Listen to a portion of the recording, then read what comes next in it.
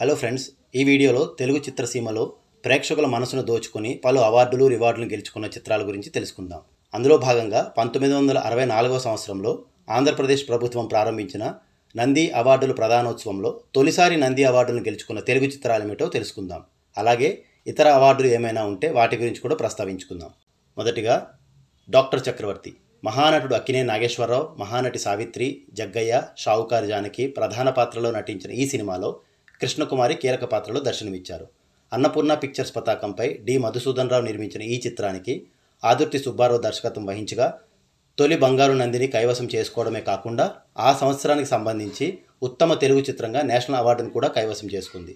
ఇక ఆ ఏటి రెండో ఉత్తమ చిత్రంగా కీలుబొమ్మలో నందిని చేజిక్కించుకుంది. గుమ్మడి, జమున, జగ్గయ్య, వాసంతి ప్రధాన పాత్రల్లో సిఎస్ రావు రూపొందించిన ఈ సినిమాని పర్వతనేని గంగాధర్రావు నిర్మించారు. అలాగే అదే సంవత్సరం మూడో ఉత్తమ చిత్రంగా మహానటుడు ఎన్టీ రామారావు, కృష్ణకుమారి జంటగా నటించిన గుడిగంటలు నంది పురస్కారాన్ని అందుకుంది.